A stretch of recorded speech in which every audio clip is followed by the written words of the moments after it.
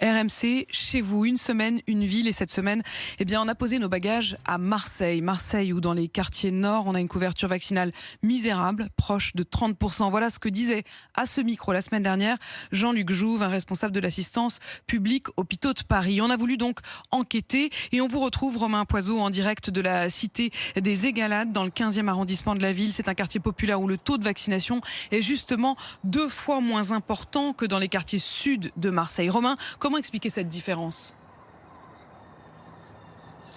En fait, comment dans la majorité des quartiers nord, la cité fonctionne un peu en vase clos. C'est-à-dire que c'est entouré de grilles et avec une cour intérieure comme celle où on se trouve aujourd'hui. C'est à la fois une bulle qui peut rassurer certains habitants, mais c'est aussi un espace hermétique. C'est hermétique à la contradiction, c'est hermétique au monde extérieur, c'est hermétique au service de l'État, si bien que quand le vaccin contre le Covid fait son entrée, s'invite au quartier, sous la forme d'un débat, d'une campagne de vaccination par exemple, c'est parfois perçu comme une ingérence de l'État. En tout cas, c'est comme ça que l'explique Karim, 25 ans, et ses amis. Quand il y en a un qui se vaccine, on lui dit qu'il a fait n'importe quoi. Ouais, c'est ça en fait. Si tu fais le vaccin, on se fout de ta gueule. Karim s'informe principalement sur les réseaux sociaux et son maître à penser, c'est l'infectiologue Didier Raoult. Tout le monde l'aime bien, surtout dans les quartiers et tout le monde l'aime bien. Tout ce qu'il dit, c'est réel, que l'État il nous manipule. C'est pas contre l'État, c'est pour nous. J'ai peur du vaccin, simplement, je ne fais pas confiance en l'État. Samedi dernier, une opération de vaccination a été menée dans le quartier. Ali, président d'une association, a perçu cette initiative comme un affront. On le voit débarquer avec des gros moyens, des camions, des tentes. Pourquoi aujourd'hui ? Pourquoi la vie quotidienne, on ne les voit pas ? Ça veut dire quoi ça ? C'est du mépris. Dans la cité, les jeunes préfèrent tout simplement ne pas débattre de la vaccination. Pour Noah, 19 ans, il y a d'autres priorités. C'est un sujet parmi tant d'autres, je trouve. Il y a plus de choses importantes que ça. La vie de tous les jours, le travail, m'en sortir, faire ci, faire ça, comme une personne normale.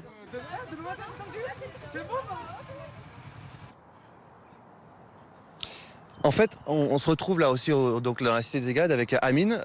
Vous êtes interne en médecine. Vous avez grandi dans les quartiers nord, dans une cité qui est juste en contrebas. Quand on parle vaccination, ici, on a l'impression qu'on mélange un peu la politique et la santé. Oui, parce qu'en fait, c'est vrai que dans ces quartiers, si vous voulez, vous avez une concentration de ce qui se fait de pire en matière d'habitation. Vous avez peu de mixité sociale, vous avez beaucoup de chômage.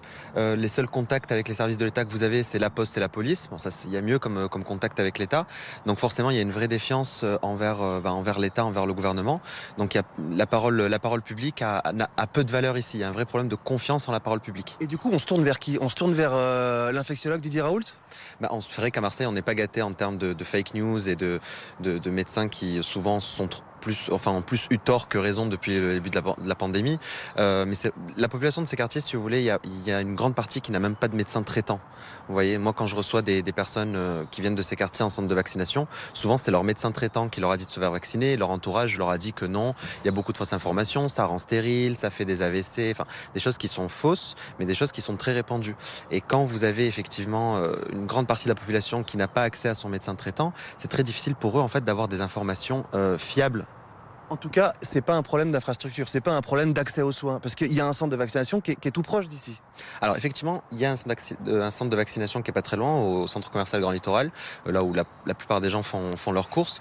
Mais voilà, au-delà de ça, voilà, il y a un problème de confiance en la parole publique. Et vraiment, moi je regrette aussi qu'on ne soit pas pendant cette campagne de vaccination, surtout pour ces quartiers défavorisés, qu'on ne soit pas plus appuyé sur les médecins généralistes, parce que c'est eux en fait qui poussent les patients à se faire vacciner. Là, on a beaucoup de fausses informations. Et il faut aussi s'appuyer aussi sur les acteurs locaux, les acteurs socio-éducatifs, les associations locales. Et ça, malheureusement, c'est peu fait par l'État pour l'instant. Merci Amine. En tout cas, voilà, pour convaincre, c'est ce que vous disiez tout à l'heure, pour convaincre les plus réticents, les associations, en fait, elles prennent le relais de l'État et elles viennent vacciner directement ici, au pied des tours.